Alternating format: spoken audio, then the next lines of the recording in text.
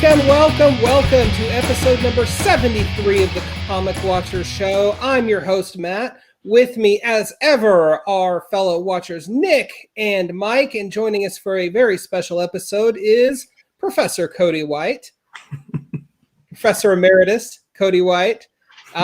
With us this week, holy cow, guys, we are beyond excited to introduce Ron Marz to the Comic Watchers Show. Thank you so much for stopping by, Ron. No problem, guys. It's not like I was going anywhere. So, and truth to tell, neither were you. So, no, I really wasn't. Well, man, like, thank you so much for dropping by. I know, I know that. This is a huge deal for us, but on the opposite end of the spectrum, it's like, hey, who are these guys? But really cool of you to drop by. How are you? How are you safe? Or is anyone in your house sick? Yeah, no, everybody's good. It's like I said, it's not terribly different for me because this is my office. This is where I go to work every day. So, the main difference for me is I don't go to the gym for an hour a day. Other than that, it's pretty much standard operating procedure. You just don't touch the handle on the gas pump when you go to the gas station. Right. And if you do, you burn your hand immediately thereafter. Yeah, it's so like I said, it's not that different for me, but I know it's a huge adjustment for the vast majority of people that haven't been working at home for the last 30 years like I have. Right. Yeah. There's just so much going on. So, so much scary stuff, but thank you very much for taking time to help us, brighten some people's lives just by listening to this, or at least hopefully doing that. But man, 30 years in the game, that's impressive. Congratulations. I never got smart enough to get out. So you're stuck with me for a while more. That is totally okay with us. So your most recent works, Rising Sun and Harken'S Raiders, are pretty different from one another, but they're both historically set. What drew you to a backdrop of history? Honestly, I like history in general. I would just do period pieces from now to the end of my career if I could, but they're also a tougher sell at a lot of publishers because the audience maybe isn't there for historical stuff, and also, to be blunt about it, comics are to a great extent pitch pieces for moving into movies and television. Not that that's the main purpose, but it's part of the game now. And immediately, if you were going to do a story set in feudal Japan, you're talking about a big budget as opposed to something set right down the street that's more contemporary. Those kind of things factor into how publishers decide what books they're going to do. So you have to pick your spots to do historical stuff. Harken'S Raiders was published by Ominous Press, which I'm a partner in, so that was a fairly easy decision. The story was created by a friend of mine named Alan Cordry, and then Darryl Banks, who I worked with on Green Lantern, was the artist for that. And then Rising Sun was from IDW, and it was a book that they came to me and offered me, I guess because I have done some samurai stuff in the past, and it's based on one of those board games that goes on Kickstarter and generates like $2 million in pledges in 3 days. So it's a sort of samurai fantasy board game, but you don't need to know anything about the game or the mechanics of it or anything like that to get into the story. We wanted to do something that was not at all dependent on you knowing the game or playing the game. It's if you have no idea about any of that stuff, you just come in and read 3 issues of samurais and ninjas cutting up monsters. And I mean, for what it's worth, that totally works. Not knowing any of that about being attached to a game, in my mind, I'm thinking, well, how did this get pitched? And my initial reaction was, okay, it's the Justice League, but set in feudal Japan. Oh, one of them's a bad guy. And kind of. And to be perfectly honest and not to spoil it for anybody, we didn't actually know who the bad guy was when we started writing it. We got into, I wrote it with my buddy Dave Rodriguez, and we didn't actually know who the scoundrel was going to be, who the betrayer was going to be, until we got pretty much done with issue 2. And then we were like, all right, I guess we got to pick a bad guy here. Who's it going to be? And then once we did that, we kind of went back and massaged some of the dialogue in the previous issues before it went to press. But sometimes it's fun to work that way, where you're just kind of flying by the seat of your pants a little bit and letting the story lead you where it wants to go. Well, and it definitely doesn't read like in the third act, oh, that's when you had your light bulb moment as to who the secret antagonist was. But for what it's worth, for my money, you pulled it off quite well. Well, thanks. I guess that's why they pay us, is we get to, as long as we can fool you guys into believing that we know what we're doing okay. Nick? Yeah, that's pretty great, actually, because getting that insight on it, because it pulls off pretty well. You don't catch those things from our end. But reading HARKEN'S RAIDERS, I was immediately interested in maybe some of the historical influences that came into writing this. I wanted to see if maybe you could go into some of the research that went into it. Again, there's research, and then there's making you guys think we actually read everything. The main thing for me, I guess, is really my father was actually a World War II veteran. I was a very late in life baby. So whereas most people of my generation, a little younger, had a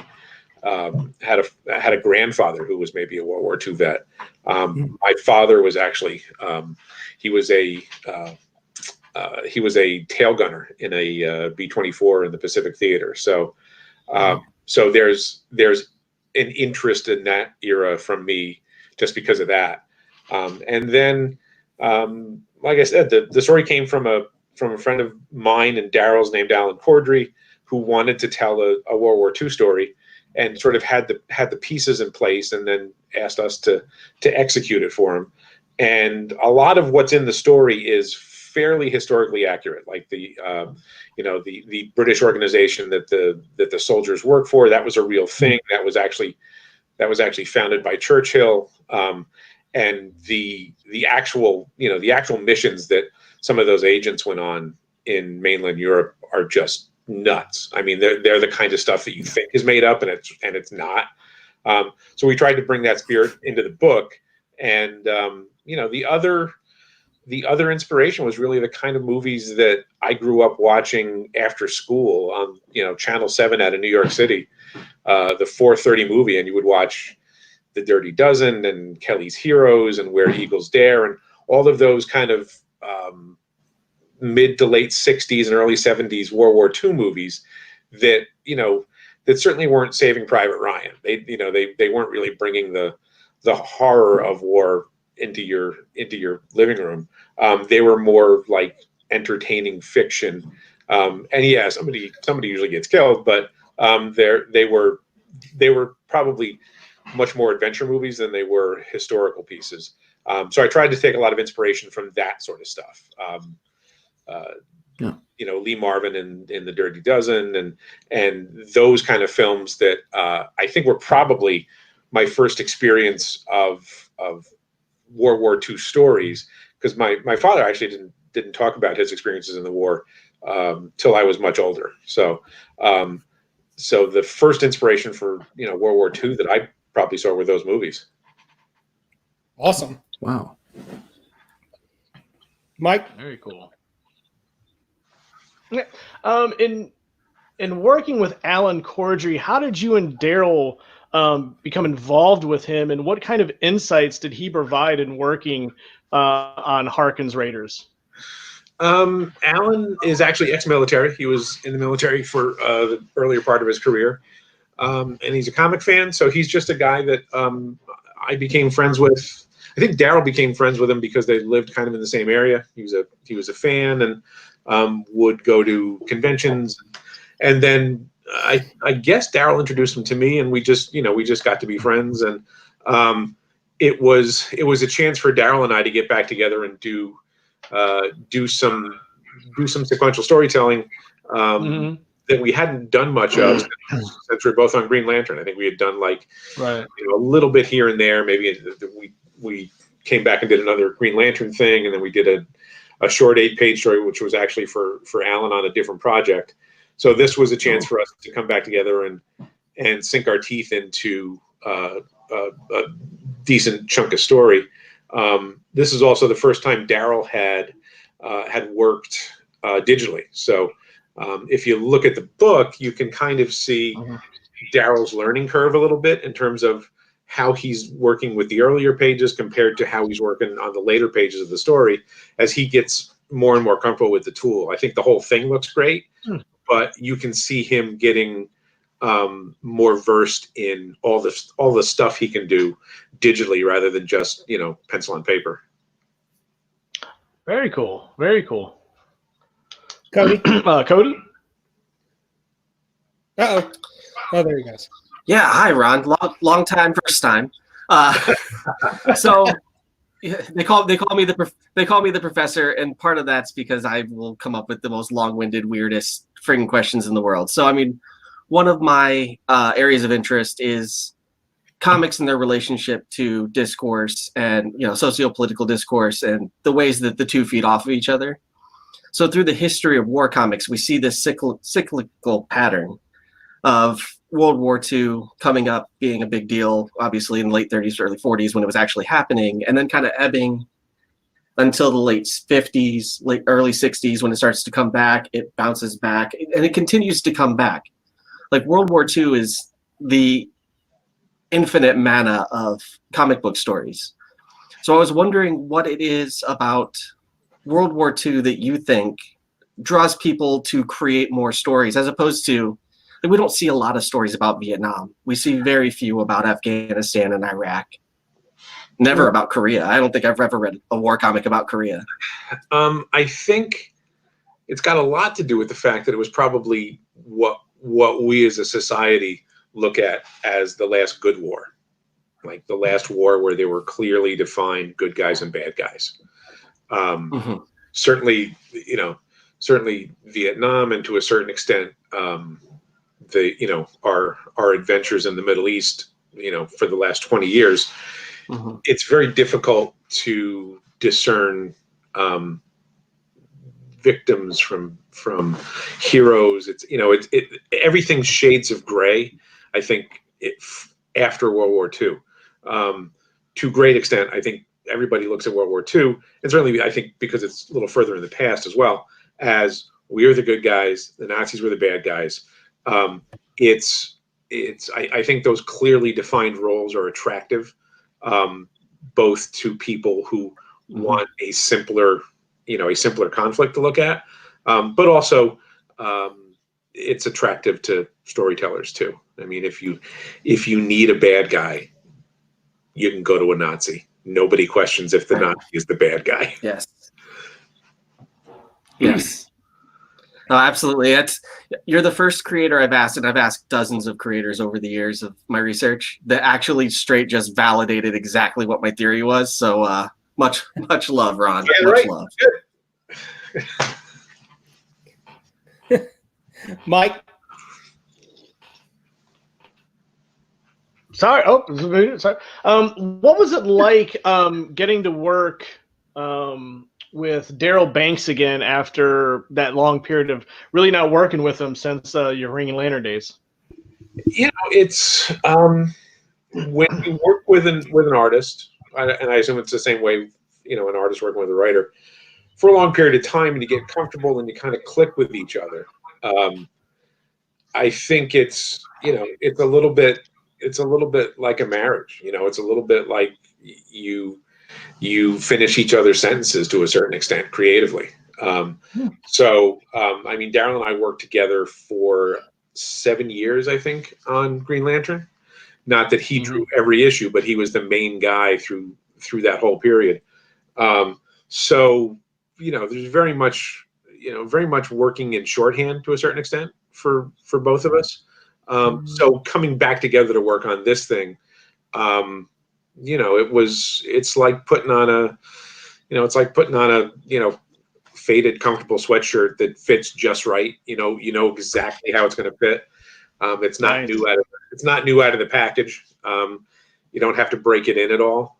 So we fell back into the rhythm of working with each other, I think, immediately. And I have to say, from a writing standpoint, I try to do my scripts so that they are for that particular artist.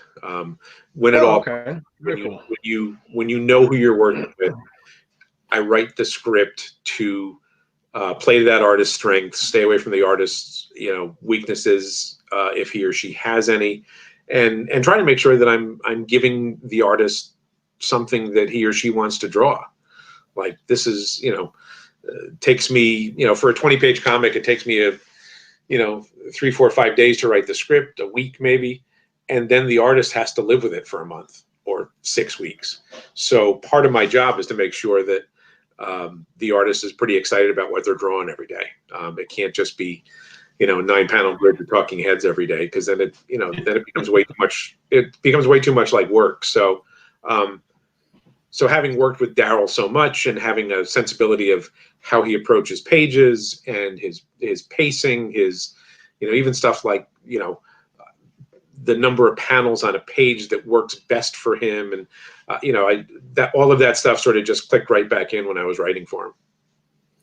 Very cool. Very Awesome. cool. Well, I mean, I have to say, just as a reader looking at Harken's Raiders, it seems as though no time has passed since he drew Green Lantern with you. It's just everything just feels like such a natural segue, and I just loved seeing that. Well, thanks. Hopefully we're both a little bit better at what we do than when we were doing Green Lantern. I think hopefully we both picked up a few tricks in the ensuing years. But this, doing comics, and especially the writer artist dynamic, is kind of like dating. You find the person or the people that you are compatible with, and you tend to go back to that well whenever you can. So obviously Daryl and I turned out to be very compatible, even though he was not, like, he was attached to Green Lantern when I took it over. He was the artist when I came in on the book. Not that he had drawn any of it yet, but he had. He was there. He was going to be on the book, whether I was going to write it or not. So, I guess to a certain extent it was a shotgun marriage, but it was the right fit, and has been ever since. Dude, that's awesome. That's awesome. So, I'm curious, why a Kickstarter campaign for Harken's Raiders? What was that process like? Well, it's one of the ways that we approach projects at Omnibus Press is, you do a Kickstarter, you raise some funds. Now, Daryl and I were working on the book anyway. The book was in process anyway. But it's a way to sort of pre-sell what you're doing to the hardcore audience. And Kickstarter is a wonderful tool for doing that. You can, you're bypassing the distributor. To a certain extent, you're bypassing the comic shop, at least on the first round of what you're doing. You're going directly to the reader, and that's one of the reasons it's an oversized hardcover, is because we wanted to make sure that we're doing sort of the lavish luxury package first, rather than doing floppy pamphlets that come out once a month, and then it goes into maybe a hardcover or maybe a trade paperback, and then maybe a few years later you get the oversized, big collector's edition. We went for the oversized edition right off the bat, and it's sort of French album style. It's a decent chunk of story in a hardcover package. we're, so the part of the idea is to, we're selling comics as books rather than periodicals when we do it this way. So, and part of the Kickstarter thing is also it just helps build awareness, and it generates some buzz for your project while you're doing it. And then, and part of it is also, do what you want. You don't have to, there's no editor or publisher looking over my shoulder telling me what to do on these things, because I'm the editor and I'm part of the publishing team. So we can kind of run the ship like we want it to, and so far it's worked out well. That actually answers what was going to be my next question anyway, and that in that you chose to go this route rather than, for whatever stupid reason, you couldn't find someone that was interested with. Personally, would see that as hard to believe. Just I can't imagine very many people passing up on, hey, here's a new project from those Green Lantern guys. So that's actually, it allows you to go sort of direct to consumer in a certain way. Around, really. And it also, look, there are projects all the time that get pitched to every publisher out there that don't land for one reason or another. We didn't pitch this anywhere because we knew we were going to do this, but there's always pitches that you send out and the publisher says, oh, this is too similar to what we've got in the pipeline, or this doesn't fit with the kind of stuff we want to have out there this year. It's books get turned down all the time for reasons that don't really have anything to do with the quality of the material or the creative team. Mark Millar's Wanted, which obviously Top Cow is really glad they picked up because turned into a fairly big movie. That was a DC supervillains pitch that DC said no thanks to. So stuff gets turned down and then turns up somewhere else all the time. And it, like I said, it's not because of the material or the creators. It's just not the right fit at a particular place. It goes somewhere else and turns into a big deal. Yeah. Mike? Yeah, with both Rising Sun and Harken's Raiders, there's plenty more room for stories to tell. Are there any sequels planned for the future that you can talk about?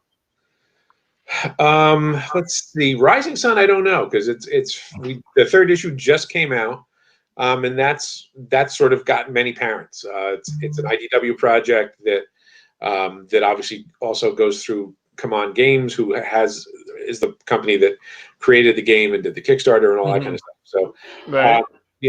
Dave Rodriguez and I would love to do more, because I think it's a pretty fertile world that the game is set in.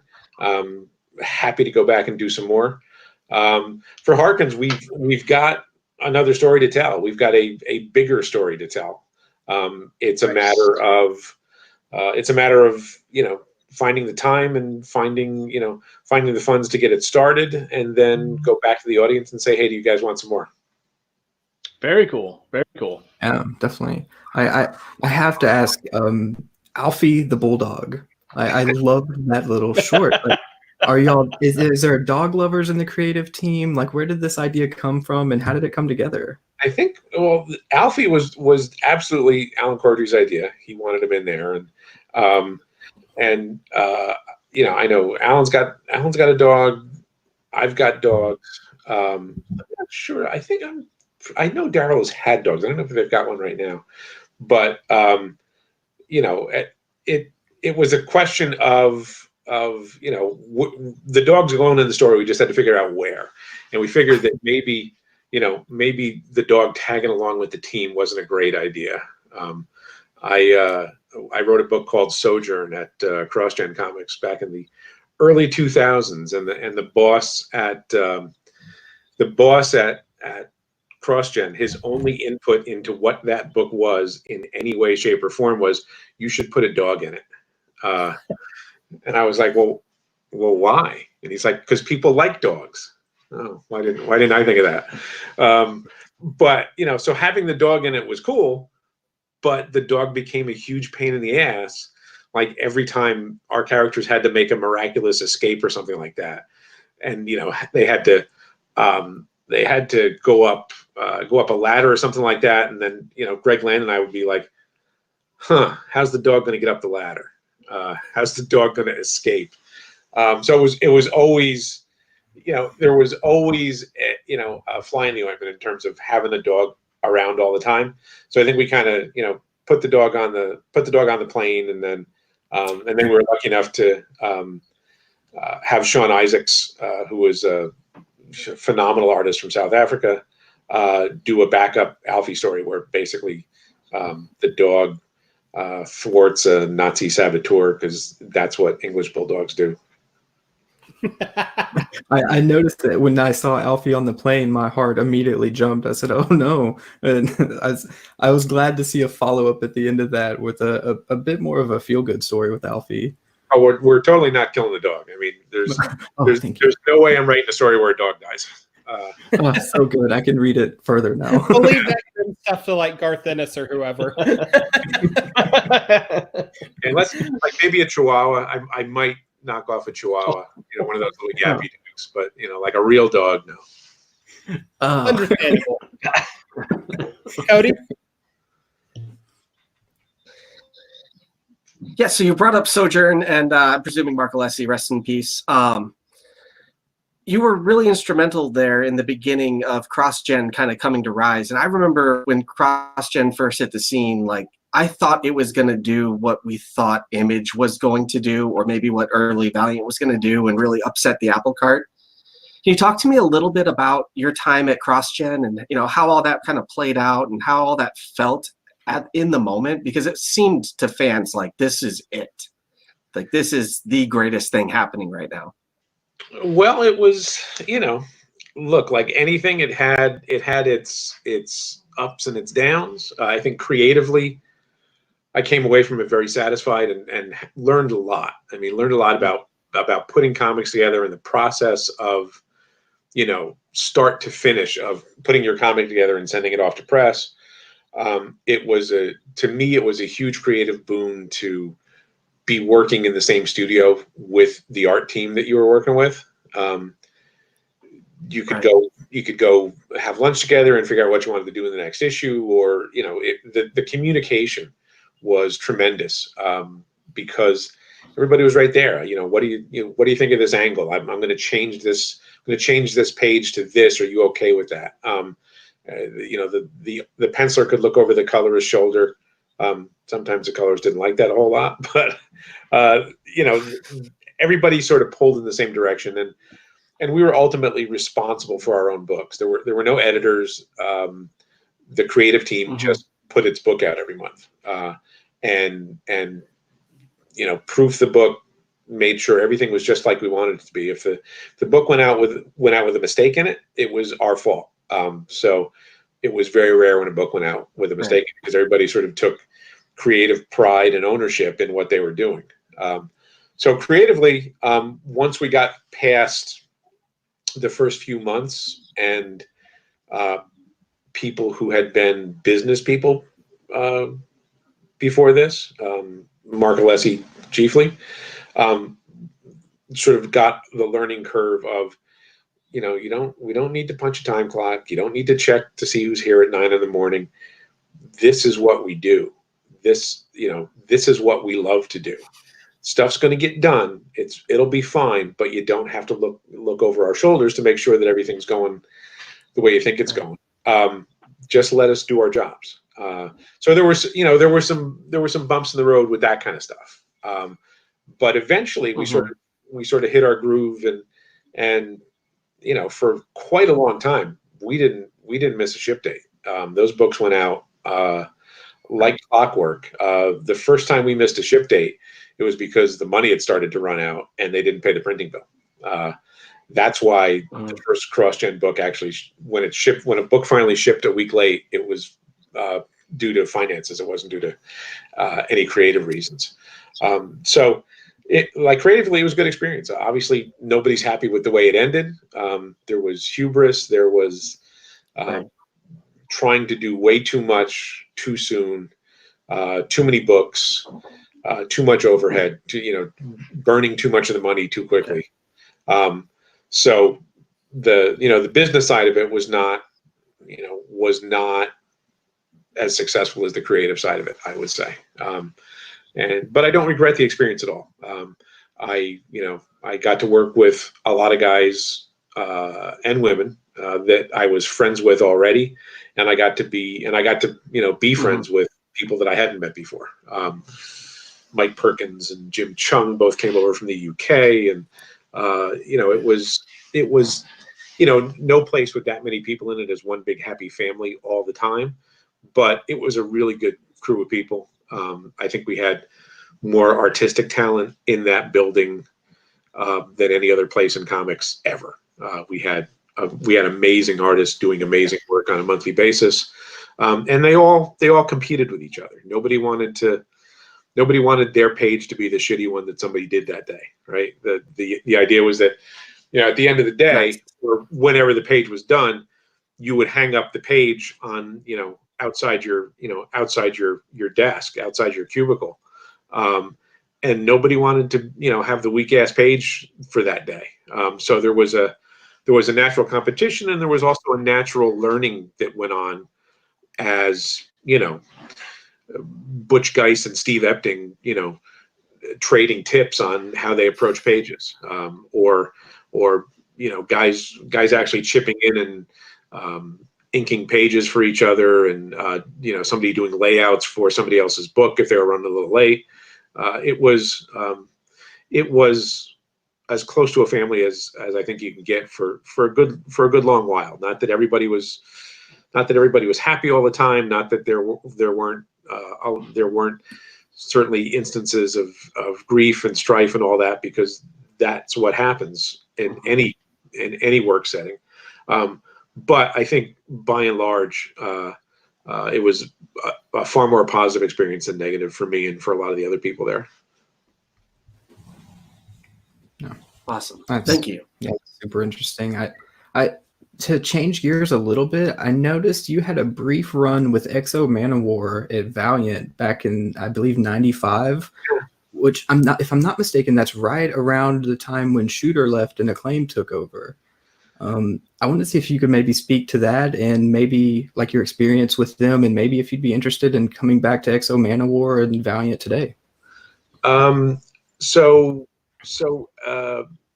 it was it was probably '94 when we started working on it, actually. Okay. Stuff came out in '95. So it was a good experience. I mean, I loved X-O. I loved the character. It was basically Conan in a can. That's what we called it. It was Conan and Iron Man mashed up. And Bart Sears was actually on. He had been obviously working at Valiant already. And when Shooter left, Acclaim came in. They decided they were going to do a big relaunch. Although we didn't. To tell you how long ago that was, we didn't renumber it. We didn't start over at #1. We just kept going, even though it was a big relaunch. And kind of nuts at that. Those were the days. So Bart was going to take over X-O, and he and I were friends already. And he said, "Do you want to write it?" And I was like, "Sure, that looks cool." And then as it evolved, it became like, "Oh, we're going to do 2 books a month," which at the time was crazy. Like nobody was doing 2 books a month.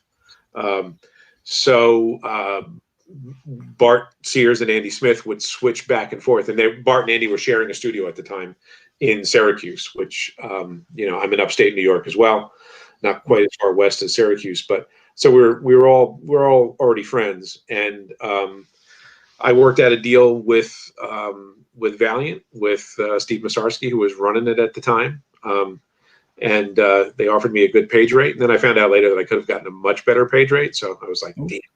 I should have negotiated harder. So they were going to do this big relaunch, and they brought in Dan Jurgens to do Solar, and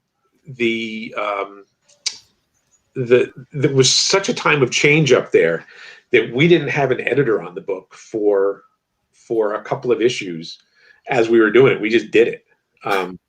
and eventually they hired over the woman named Lanier Bruce, who was my assistant editor on Silver Surfer at the time.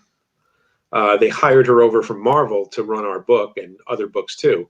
But we had already literally had like maybe 2 issues in the can already. In the can, no pun intended. So I really liked EXO. I liked the stories we were doing. And because we were doing two books a month, it felt like I was always writing EXO.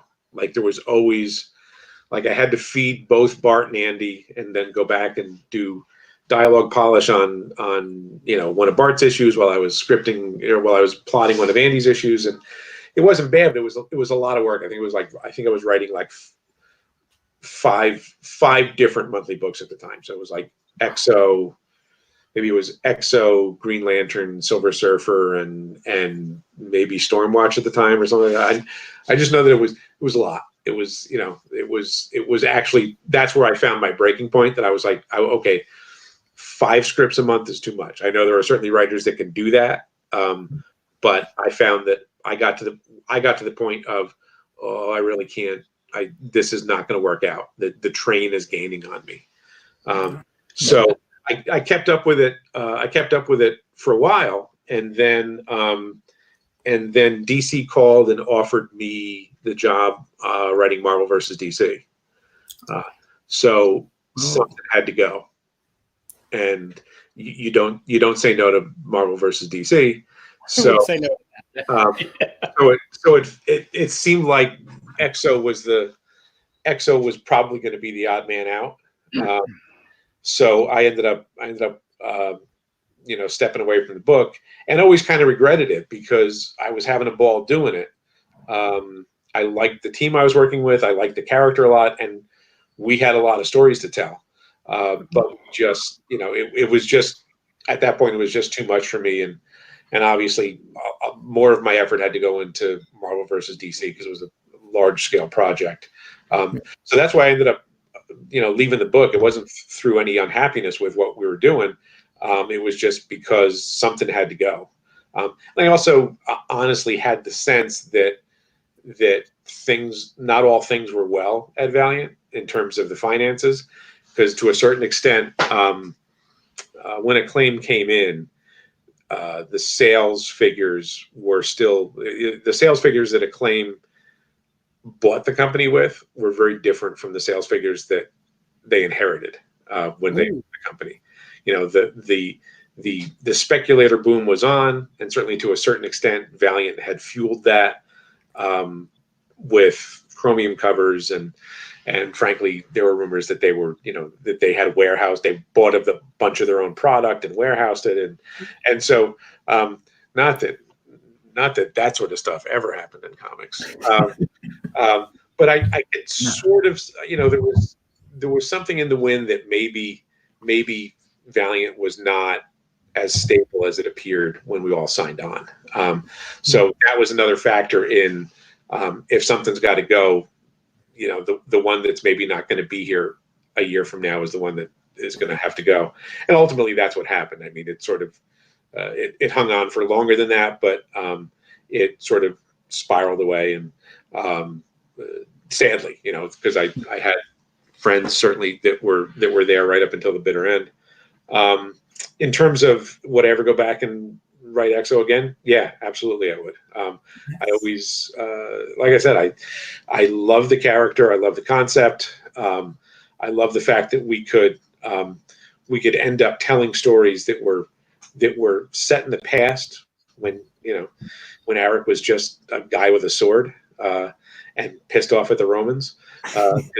Those are good stories too. Or you could do superhero stuff now. You could do outer space stuff. I liked how flexible the concept was. So yeah, if the opportunity ever came around, I absolutely would. Super cool. Yeah, I'm gonna start petitioning for that like today. Nick is our resident Valiant geek. He actually has their ear. I'm friends with Lisa Hawkins. I'm just saying. Yeah. Well, it's really one of, like, most of the time you leave a book and you sort of feel like, you don't leave a book when you really feel like you don't want to leave it before you're ready. And I've always, like, I think on Silver Surfer I did 50 some issues, and I think I probably overstayed a little bit. I had probably, the well had run dry a little bit, but it was my first monthly, so I didn't know what the hell I was doing. I didn't know I was kind of done, so I stuck around and eventually stepped aside and left. But like I did 7 years on Green Lantern, like 75 issues in a row. Even when I left the book, I felt like I've still got some more stories to tell. I could come back and do this, and eventually I did. Other books, like I did a year on Superboy, and it was kind of like at the end of the year, I couldn't come to agreement with the editor on what we wanted to do. I wanted to go in one direction, and he wasn't sure about the direction, and decided that he couldn't sign on to what I wanted. What I wanted was take Superboy out of Hawaii. Speaking of Hawaii, take Superboy out of Hawaii, put him in Smallville, have him raised by his aunt and uncle, Ma and Pa Kent, and basically do young Clark Kent stories with Superboy and bounce him into the future with the Legion once in a while. So I wanted to sort of recapture some of that, but with the new character. And we couldn't come to agreement on it. So when I couldn't do those stories, I just thought, all right, I should leave, because I don't know what you want. You don't know what you want. It's better that you bring in somebody who maybe can hit the mark for you.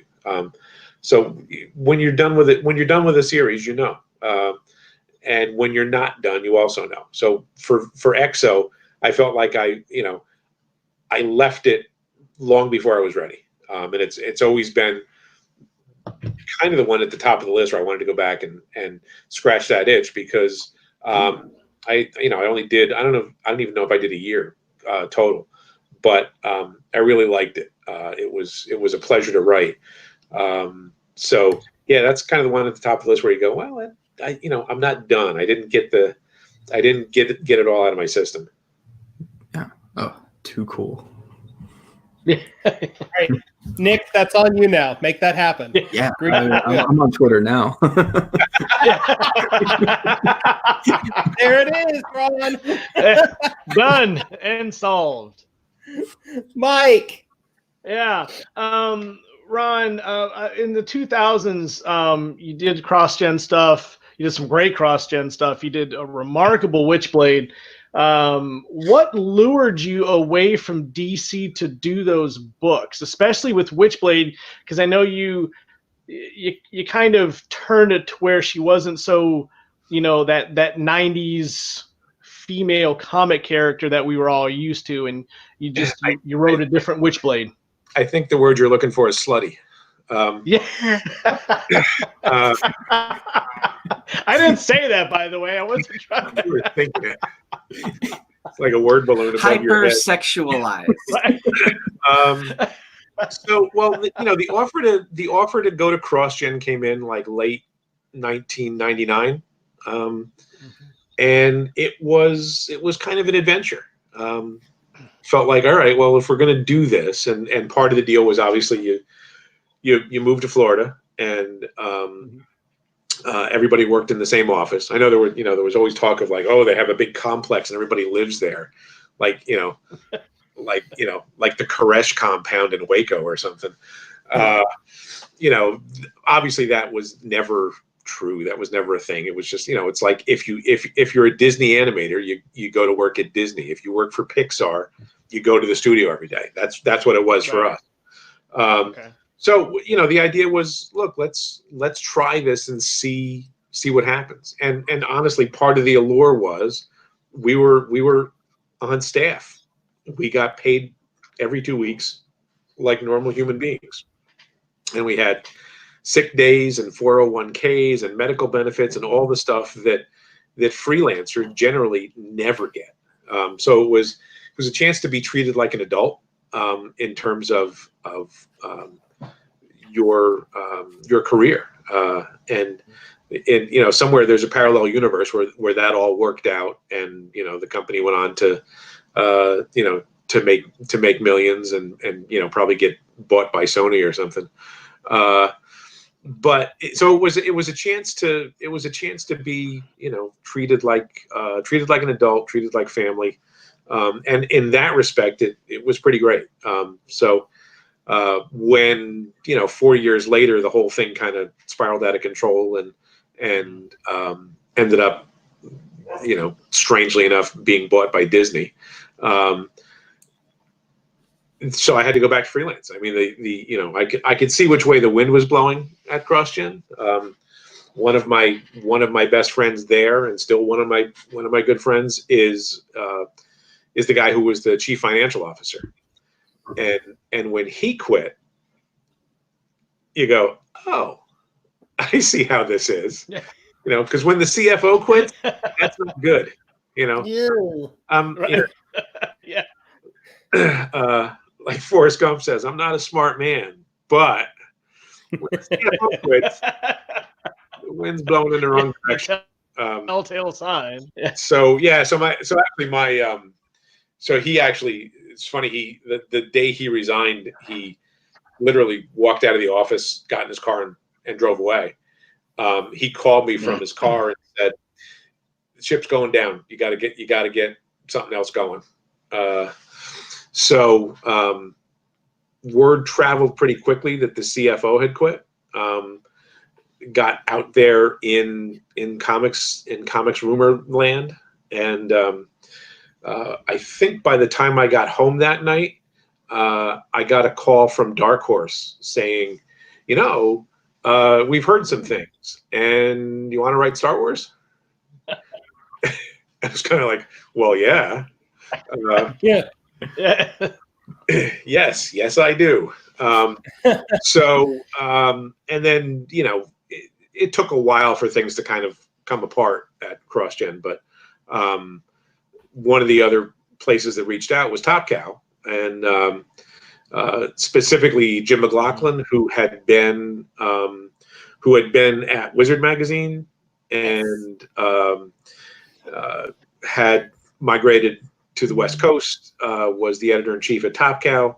And I had known Jim for years, and Jim was also instrumental in putting together what is now Hero Initiative, which is the charity that raises money and takes care of comic creators, old, young, and everybody in between when they've fallen on hard times. Jim was the guy that got that going, and the other guy that put that whole thing together was Mark Alessi. Mark Alessi's real legacy in this business is not CrossGen. He was the guy that helped Jim McLaughlin make. It was called Actor at that time, but now it's Hero Initiative. Because we were all like, Actor. Why the hell is it called Actor? It was an acronym for a commitment to our roots. So that yes, that made sense, but everybody was like, well, none of you guys are actors, so why is but anyway, Jim was at Top Cow at the time, and he said, well, what do you things are, ill winds are blowing, what do you want to write? And I think I did like a 4-issue Darkness arc, just so that we could sort of get comfortable with each other and see how we liked working together. And that went great. And then it was, well, what else do you want to do? And I know I've told this story any number of times now, but I said I wanted to do Magdalena because I thought that was the coolest character they had. And they said, yeah, Magdalena's great. How about you do Witchblade? And I went, well, I've honestly never read it. So like the next day, FedEx showed up at my house with a big box of every Witchblade issue, and I went through it, and obviously I said yes, and the discussion was really, look, the concept is cool, the character of Sarah Pazzini is cool. I like the she's tough New York City detective. I said, if you guys are looking for stories where, the main feature is her clothes fall off and she's got this metal bikini on, I'm probably not the guy you should hire to write that. But if you want me to do what I do and, no pun intended, hang some flesh on those bones, try to make the character somebody that the readership cares about and comes back every month because of what, what's going on in her life, I'm all in. So we actually, I think I actually said yes to the job when I was sitting in a Chinese restaurant in Orlando, just down from where MegaCon was, which was at that time had been owned by CrossGen. And so, took the call sitting at the table and said, yeah. And that was really the last time we even discussed like what she was wearing or what she wasn't wearing or any of that stuff. They just let me do what I wanted to do with the book for, I guess, almost 10 years. I wrote a lot of Witchblade. I took a break for a while, and Tim Sealer came in and did it for a while, and then I ended up back on the book. And I just, again, it was the sort of thing where I never thought I would write Witchblade, and I never thought Witchblade would be as good a fit for me as it was. But once I got into it, and I think probably because I came to it without any sort of preconceived notions, I didn't bring any baggage with me, so I could just try to pick the stuff that I thought worked with the character and with the concept, and concentrate on that. And the concept was elastic enough that I ended up being able to do whatever kind of story I wanted. We could do superhero stuff, supernatural stuff, pretty much straight out police crime fiction. It was really pretty malleable. And as long as we kept coming back to what made Sarah Pazzini tick, I had a great time doing it. And really, very much settled in for quite a while at Top Cow, and was able to, hopefully make some sense out of their universe. And we did a maxi series called Artifacts. That's still one of my favorite things ever. And sort of pulled together their whole cosmology for Witchblade and Darkness and all the other characters. Yep. And eventually I got to write Magdalena anyway. So I had to wait like 4 or 5 years, but I eventually got to do a dozen issues of Magdalena too. So was she still their coolest character to you by that point? Absolutely. Or had Witchblade finally eclipsed her? I think she was. I mean, she still got the coolest costume, honestly. That sort of Catholic iconography stuff. Yeah. Cool. So I had a ball doing. Although Sarah was much more of a real person to me. Sarah was somebody that Sarah Pazzini was somebody I dated every day. Because I was working on the book so long and so often that that was a long-standing relationship. Okay, awesome. Well, I guess it's time for the elephant in the room. So in the 90s, DC was in a pretty wild state of risk-taking with their major characters. They killed Superman. They broke Batman's back. Aquaman got his hand cut off. Wonder Woman wore bondage for a hot minute. And here's Hal Jordan. And Hal Jordan, the word on the street is his sales aren't too good. They've given him some gray temples. Maybe not the best decision like he used to. Maybe those Reed Richards temples are maybe not the best decision. Maybe when you're trying to connect with younger readers. We don't want to be lectured by our dad every month about the sinister color yellow. But so looking at that environment that you're brought into with taking over this radical revamp on Green Lantern, did the environment itself inform replacing Hal or with Kyle, or were there other factors, sales, something like that? Well, look, the comics are the shotgun marriage of art and commerce. we, artists and writers approach this as, a craft of storytelling. So do the editors. But ultimately, the publishers it's a business. They're there to make money. They're there to sell copies, and they're also there to create IP. And now one of the options is you can make a multi-billion-dollar movie with this stuff. Certainly, 20 years ago, that was not an option. 20 years ago, the Marvel Cinematic Universe consisted of Lou Ferrigno and Reb Brown in a Captain America motorcycle helmet. That kind of stuff was just not part of the bargain. But certainly DC had a huge amount of success with Death of Superman. Sold a buttload of copies, created a sensation, and then repeated it with the breaking of Batman's back. And so I think the natural run of things was, all right, who's next? And it was Hal, because the book was not selling. It was sort of moribund in terms of reader interest. And I think there was nothing wrong with Hal as a character. And there's nothing, look, Hal is Chuck Yeager. Hal is fearless test pilot badass guy. And always should be. I mean, to me, that's the way his character works best. I think, honestly, my favorite Green Lantern stuff is New Frontier by Darwin, because that really just it gets to the heart of what makes his character work. And I think a lot of that had been lost over the years. A lot of that had been, Hal was an insurance salesman for a while, and like a truck driver or a toy salesman. It's just like all of this weird stuff that you don't. Your fearless test pilot should not be out there, selling insurance or whatever the hell he was doing.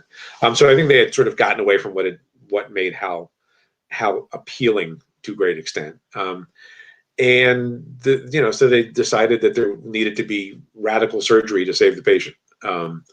And the patient being the franchise, not necessarily Hal. And the previous team. The previous team was given a chance to, really shake things up and do something different. And Hal was going to stay in the book as a character called the Protector. He was going to leave the Green Lantern Corps, and there was a complete alternate story. And pages of that exist. Pages of that storyline exist, drawn by Darryl Banks, and they're some of those pages are in fact probably in my filing cabinet over here. So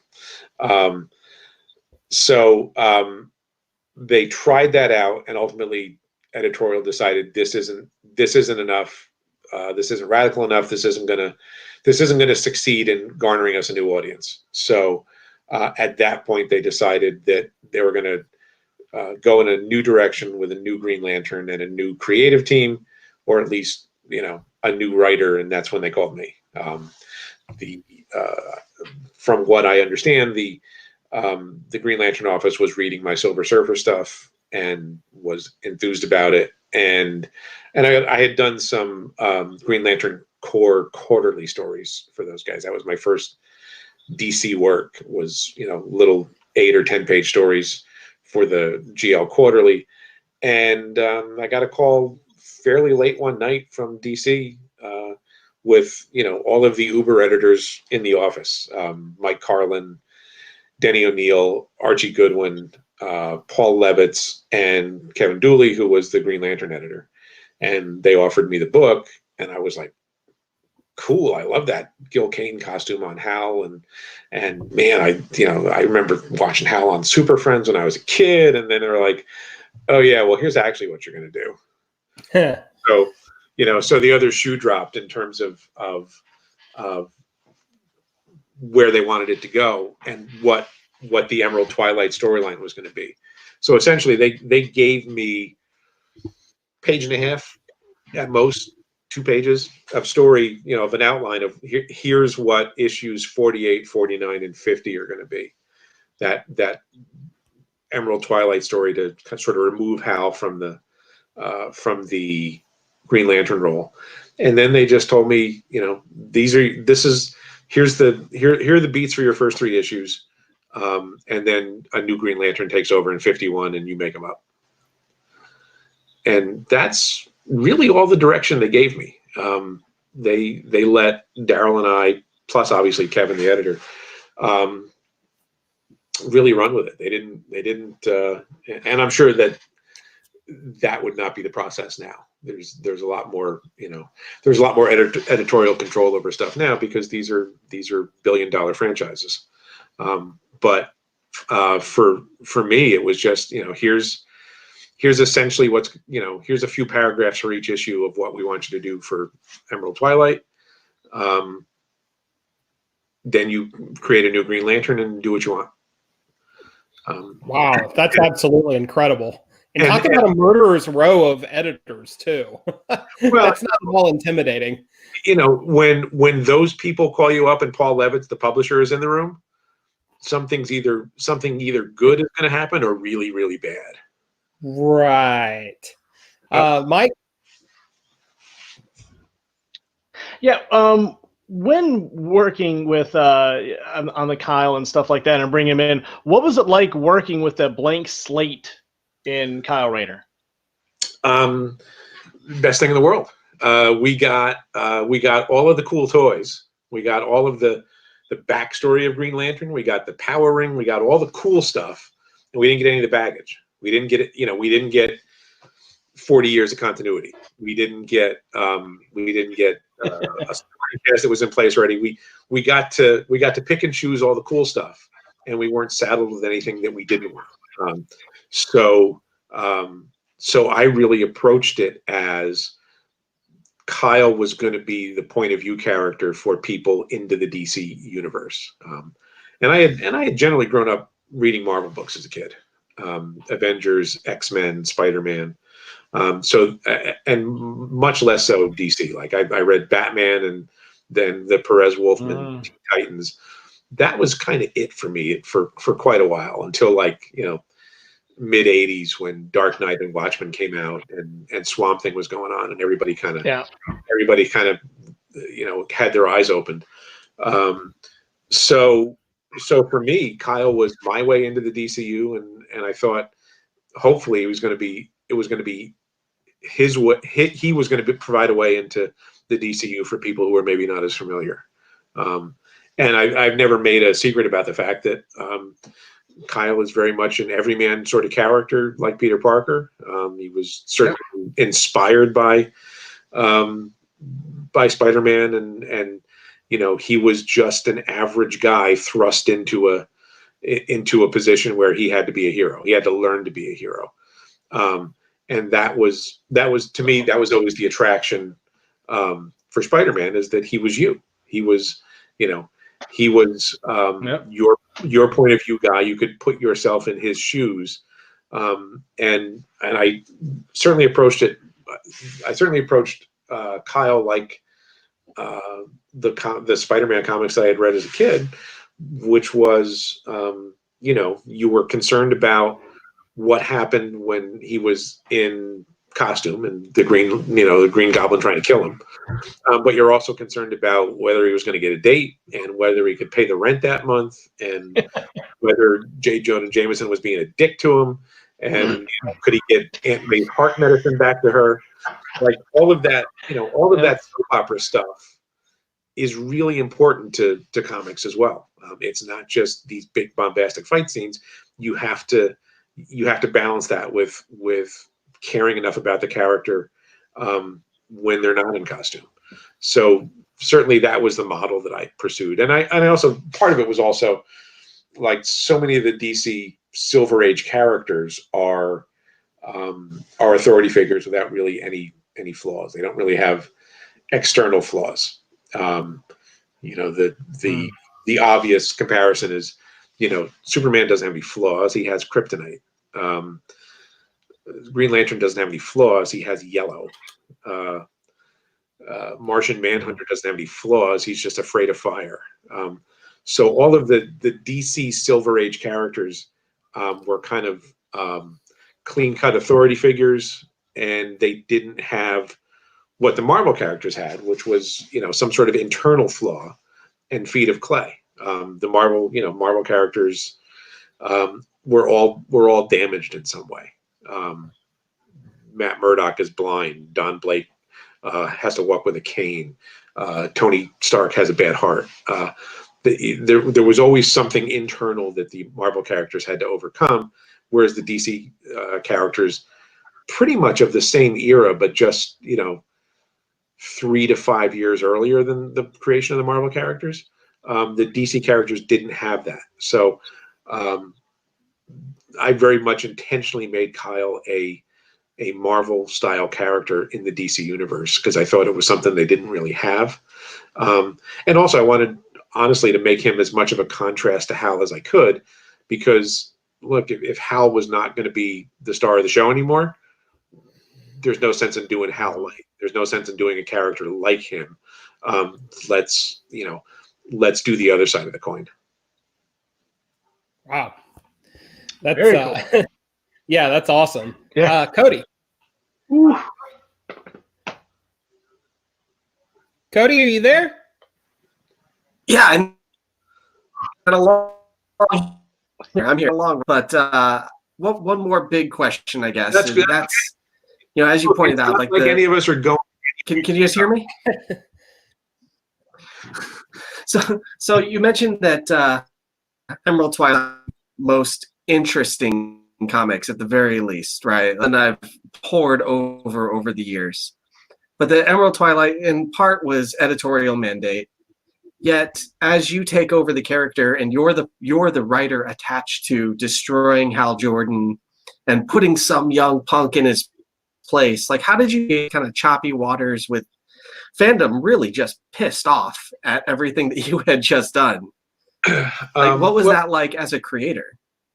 This was to a great extent pre-internet. There were message boards and stuff like that, but there was no Twitter. Nobody could tell you suck to your face the morning that the book comes out. They had to wait a little while. I knew it was going to be a controversial story and that people were going to get bent out of shape. I guess really I didn't care. That's part of the job.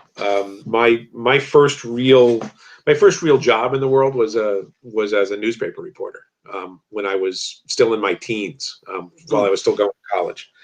And I was a sports reporter and then the entertainment editor, movie reviewer at a daily newspaper. So, before I was 20, I had already had my dose of people saying, I don't like what you wrote, you suck. In fairly short order, I got over it. Because you come to the conclusion that, I can't, you're not going to please everybody and it's not your job to please everybody. I'd cover high school football games and I would have, the story would come out, it would be a Saturday game. The story would come out on Sunday, and on Monday in the office, I would get a call from an irate parent who said, you didn't mention my kid's name in the football story. And I'd be thinking, your kid sat the bench for 3 quarters. He didn't do anything. So why would I mention him? Right. But, so it was, I learned very quickly that you're not essentially getting a rational point of view from the audience. So you just have to do your job and do the job the best you can and let the chips fall where they may. So in terms of Green Lantern, I knew people were going to be upset. And I didn't go out of my way to make people upset, but it was going to happen. There was no getting around it. Honestly, I had to jump on the book so fast that I didn't really have time to think about how pissed off people were going to be because the initial storyline that was going to be 48, 49, and 50 had been in process. Like I said, there are Darryl Banks pages, Darryl Banks drawn pages from that run that we'll never see print because that whole thing was scrapped. Right. So we started behind the 8 ball in terms of the schedule. That's why issues 48, 49, and 50 are all drawn by different people. Bill Willingham drew 48, Fred Haynes drew 49, and Darryl drew 50. That was because we didn't have time for Daryl to draw all 3 issues. Daryl had to skip ahead to issue 50 and have that be sort of the big anniversary with the new permanent team together for the first time. So I actually had to write a batch of issue 48 pages, a batch of issue 49 pages, and a batch of issue 50 pages to get everybody working, so we could try to keep ahead of the deadlines. And then I went back and finished writing 48, finished writing 49, and then finished writing 50. So it was all sort of done all at the same time, and all in this mad dash to get stuff done. And I can remember literally writing some of the script in a notebook between sets at a Peter Gabriel concert at like an outdoor shed. I had like half an hour before the next band came on, and so I went in and I went to a balcony seat and like broke down 3 or 4 pages. Wow, Nice. It's amazing. It reads as well as it does, given all that. Well, part of the job is to make it seem seamless, so you guys don't know, Right. but it was a necessity at the time. We sort of had to figure out, okay, these are going to be the beats throughout the issues, and then give each artist enough to get them going, so that everybody was working at the same time, rather than anybody sitting on their hands waiting. Mike? Yep. I guess the big question, since we're still talking about Kyle and stuff, is Ron, what is your favorite story that you have written? Favorite Kyle story? Yeah. Sorry, we had a little technical flub there. I honestly, I don't know. I liked Emerald Knights, which was Kyle and classic era Hal together. That was something that I really wanted to do, because I really hadn't had the chance to write Hal Jordan as Hal Jordan. I hadn't had the chance to write Hal as Chuck Yeager, being a hero. So I really enjoyed that. And then there were some single issues along the way that I really enjoyed. One where it was mostly kind of soap opera stuff between Kyle and Donna Troy, which maybe that was 83, 87. I'm really bad at issue numbers, but I do remember there was a cool shot of Donna Troy sunbathing and Kyle arriving, and we could see his figure in her sunglasses reflected in his sunglasses as they flew down. And I always thought, well, that was pretty cool. There are different issues that I like. I pretty much liked all of them. Some of them didn't, some of them, they don't quite work out the way you want them to, but to a great extent on that run, we pretty much got to do what we wanted. I had a bunch of really good artists working with me. Obviously, Daryl first and foremost, but also Paul Pelletier, who was kind of the other regular artist on the book. Daryl wasn't fast enough to do 12 issues a year, because practically nobody is. So I campaigned to get Paul on the book as the extra guy, the other guy, so that I could feed both artists at the same time and keep them both busy. So Paul did probably almost as many issues as Daryl did over the run of it. And then Jeff Johnson, Tom Grinberg, a number of my buddies jumped on the book and did a decent chunk of work too. I liked the ability. I liked the chance we got to do Green Lantern Silver Surfer. That was a ton of fun, because it was books that I was writing both books at the same time, so it seemed like a natural, and I felt like Daryl really did some killer art on that issue.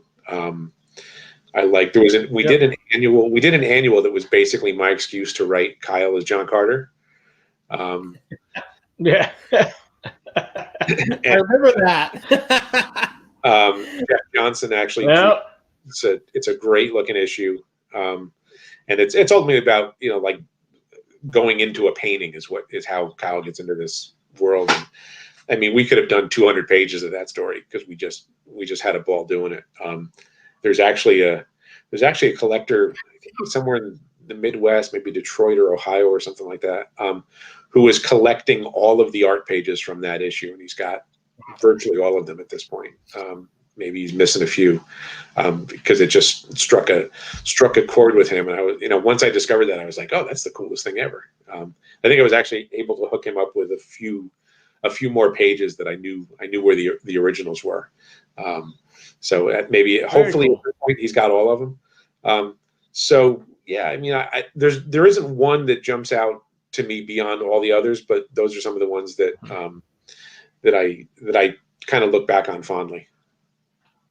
Well, that's Very awesome. cool. Very cool. Yeah, you kind of answered my last question, and that was just sort of retrospectively. You've had a 30-year career. You've written for all the major companies, characters left and right, and just taking all that in together. What do you feel is future generations are going to point to as just the definitive Ron Marz? Oh shit, I don't know. That's and maybe that's not for you to say. I don't know. Maybe that's. I mean, maybe I'm trying to invoke hubris. I'm not sure. I think most creators, at least I would hope most creators are thinking about what they're doing next, not what they did in the past. The best job is always supposed to be the next job, and so that's the stuff that I'm excited about. I've been very blessed to have been able to play with most of the toys in the toy box. I got to do Marvel versus DC. I got to do Batman versus Aliens. I got to write Star Wars. I got to write Batman Tarzan. Work with an amazing array of artists. I got to work with Jose Luis Garcia Lopez and Kevin Nolan on Doctor Strange Fate. Bernie Wrightson, Jim Starlin, just an entire laundry list of stuff that I've done. It's hard to pick out any one thing. What I will say is that the creator-owned material that you do, I think, tends to be nearest and dearest to your heart because it's like your own kids. Nothing existed there before. So the stuff that I've done, like Samurai Heaven and Earth at Dark Horse and Shinku at Image, and a lot of the other creator-owned things, and even some of the creator-owned stuff that I'm working on now, those tend to be the ones I think that you probably are fondest of because you're not playing with somebody else's toys. That's a terrifically cool aspect, but it's not quite yours. I mean, I'm thoroughly proud of Kyle and the stuff that we've done with him, and the fact that he's still around is cool. But ultimately, he's not mine. He belongs to DC. Daryl and I created Kyle and raised him for quite a few years, but ultimately, he's not ours. The creator-owned stuff is belongs to me and the artist that I'm working with. Although I will say that Daryl and I don't think this is a secret. Daryl and I are working on a Kyle story for the 80th anniversary Green Lantern book that will be out. Ooh. Well, I don't know that we actually know when it'll be out. I think it was due out in May. We'll see what happens. In May. So Daryl is feeding me his pages as he completes them, and it's just it's amazing looking stuff, and it's wonderful to be able to put the band back together and and do a show again.